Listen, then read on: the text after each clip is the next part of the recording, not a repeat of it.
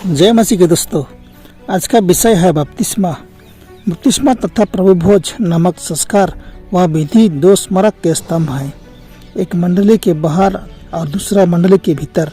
इन दो संस्कारों पर मसीह ने सच्चे परमेश्वर का नाम अंकित किया है।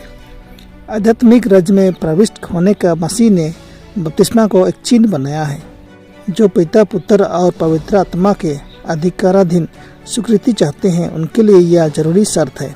कलीसिया में स्थान प्राप्त करने से तथा परमेश्वर के राज के दरवाजे से गुजरने से पूर्व उससे ईश्वरीय नाम की छाप परमेश्वर हमारी धार्मिकता है को स्वीकार करना चाहिए। बपतिस्मा संसार त्याग का एक अत्यंत गंभीर रूप है, जो पिता, पुत्र और पवित्र आत्मा के त्रिगुण नाम पर बपतिस्मा लेते हैं। वे अपने मसीही जीवन को आरंभ करते ही खुले रूप से घोषणा करते हैं कि उन्होंने अपने आप को शैतान की सेवाओं से मुक्त करके सही परिवार का सदस्य बना लिया है तथा स्वर्गीय सम्राट के पुत्र हो गए हैं। उन्होंने इस आज्ञा को मान लिया है, उनके बीच में से निकलो और अलग रहो और अशुद्ध वस्तु को मत छुओ, तो मैं तुम्हें ग्रहण करूंगा और तुम्हारा पिता होऊंगा और तुम मेरे बेटे और बेटियां होंगे। यह सर्वशक्तिमान प्रभु परमेश्वर का वचन है। दूसरी कुरिन्थियों 6:16-18। उन प्रतिज्ञाओं में जो हम लोग बपतिस्मा के समय करते हैं, बहुत कुछ सम्मिलित है। पिता, पुत्र और पवित्र आत्मा के नाम में हम यीशु की मृत्यु की समानता में गढ़े गए हैं और उसके पुनरुत्थान की समानता में जिंदा होते हैं और एक नया जीवन व्यतीत करते हैं। हमारा जीवन मसीह के जीवन से बंध जाता है। तदनंतर विश्वासी को यह ध्यान में रखना चाहिए कि वह अपने को परमेश्वर, यीशु और पवित्र आत्मा को समर्पित कर चुका है। उसको इस नए संबंध के सामने दुनिया के समस्त विचारों को द्वितीय श्रेणी का समझना पड़ेगा। उसने खुले रूप से यह घोषणा कर दी है कि वह भविष्य में अभिमान तथा आत्मा तृप्ति में जीवन यापन न करेगा।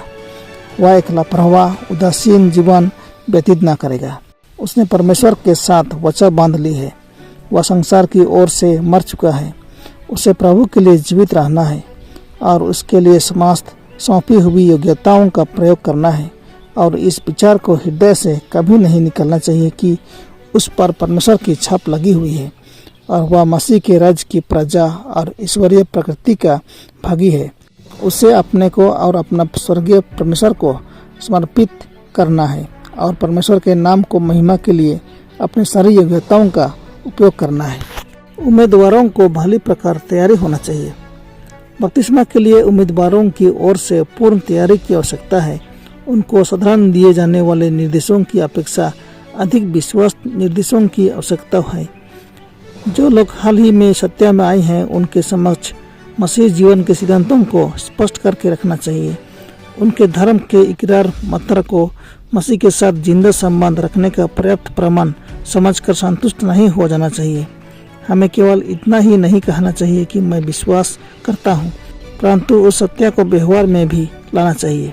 परमेश्वर से अपना संबंध सिद्ध करने के लिए हमारे शब्द, हमारे चरित्र तथा हमारे आचरण परमेश्वर की इच्छा के अनुरूप होने चाहिए। जब कोई पाप का प्रत्यय करता है, जो कि व्यवस्था का उल्लंघन ही है, तो उसका जीवन उसकी व्यवस्था के पूर्ण आज्ञाकारिता की अनुरूपता में लाया जाता है।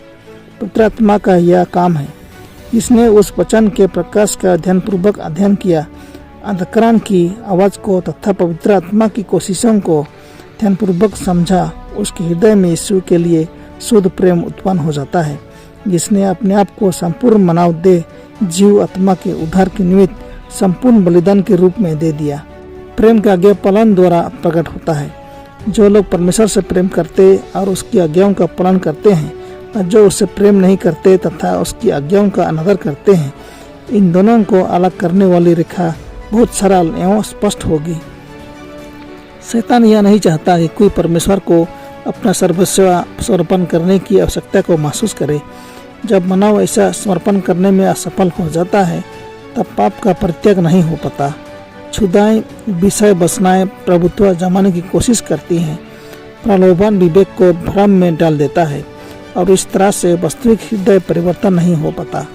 यदि सभी लोग उस संघर्ष का आभास कर लें जो प्रत्येक जन को उन शैतानी प्रतिनिधियों से करना चाहिए, जो जाल में फंसाने, फुसलाने तथा धोखा देने का प्रयत्न करते हैं। तो उन लोगों को जो विश्वास में नहीं है, बहुत अधिक परिश्रम करना पड़ेगा। प्रभु आपको आशीष दे। आमीन।